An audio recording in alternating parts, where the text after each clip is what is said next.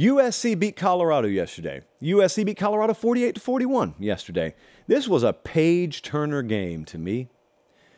There's been a lot of talk about Colorado, as there should be. It's been the story of college football. It was like a 3-month month. That's how long September felt. College football seasons are so long. They're so long. I think Colorado started to find that out in the best of ways. I mean, if they're talking about you, normally it's for good reasons. But this was a page-turner game because I think a lot of folks got worked up when they beat TCU in Nebraska, again, as they should have. But they started looking down the road. Ooh, they're going to play Oregon. Ooh, they're going to play USC. Ooh, they'll lose both those games. Well, they did, and they did. Now that's a page-turner because a lot of the casual energy and a lot of the casuals that were attracted as long as you're undefeated will fall by the wayside. But there'll still be a ton of attention on this program. I just think it'll be more based in realism. Like the ones that are going to be paying attention to Colorado now are folks who understand it's a miracle what Deion's done, period. Already they've overachieved, and they shouldn't be competitive yet with Oregon and shouldn't really have been competitive as they were yesterday against Southern Cal. They were. Testament, credit, give credit where it's due, but also let's keep our feet on the ground when talking about Colorado. But on this show, we do like to talk about the winner first, and I just kind of violated that rule. And I'm sure the folks over on the Peristyle will have a lot of fun with that. If you know, you know. USC, 40-plus in every game so far this year. Caleb Williams yesterday, he knew America was watching him. 30 of 40, 403, 6 touchdowns. Yes, that was USC quarterback defending, well, reigning Heisman Trophy winner Caleb Williams Day. Very interesting game.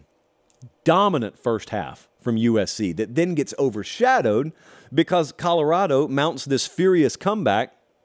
And sometimes, I'm not saying this is what happened yesterday, sometimes teams that don't necessarily have championship mettle about themselves yet, in other words, teams that are prone to taking their foot off the gas and not playing to a standard for 4 quarters, which is 98% of teams, they get up so big that they let their foot off the gas. It's very psychological. You say you don't want to do it, but you can't help it. Look, that's what it felt like USC did to me yesterday. And it sounds so counterintuitive, but it's almost a situation where in retrospect you look back and say, man, I wish they would have only led 17-7 in the second quarter instead of 34-7. Because once it got to 34-7, everyone starts packing it up. Hey, who we got next week? And wait, what's Colorado doing? Oh, the game's not over yet. Boom, they're right in your rear view. It's 48-41, onside kick. Who knows what could happen? Here's what I'm saying. USC looked very sus-af, if you will, in the second half. That was the most dominant half of football I've seen them play in the first half, though. I'm not forgetting either one of them, is my point. I'm not going to forget the first half where I said, they're flexing. They're flexing in a game they should flex in, but they're flexing. And then the second half, were those popcorn muscles?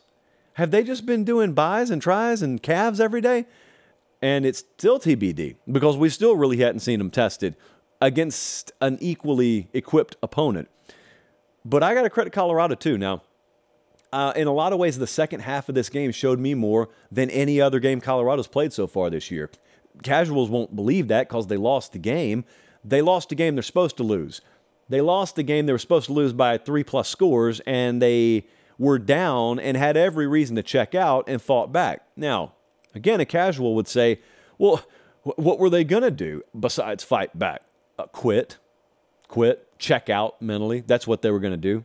If you don't believe me, turn on your TV. Folks do it every week. Teams do it every week. Even early in the season, teams do it every week. So Deion's got full buy-in out there. I think that's been pretty obvious. But it taught me a lot about the competitive character of Colorado's program. Not just individual players, but the program. But I'll tell you what else it taught me about. It taught me about USC's defense. Maybe it didn't teach me anything I didn't already know, but it reminded me. That's a better word. It reminded me something about USC's defense. 18 missed tackles yesterday. Colorado cannot run the ball, and they ran it for 193 yards yesterday. Lincoln Riley was asked after the game, do you still have confidence in Alex Grinch, the defensive coordinator? 3 words, quote, yes, I do, unquote. I don't expect anything otherwise from him. I've told you I thought this was a prove-it year for Alex Grinch. It's an ongoing year. I'm fully willing to not judge it as it's currently unfolding, but I'm looking at this USC schedule, and they are 1, 2, 3, 4, 5-0 now. They got Arizona coming up. Tricky, but they got Arizona coming up.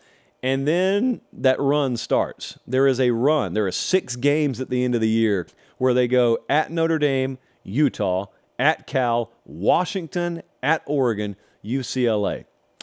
They could end up undefeated. They could end up a 2 or 3 loss team.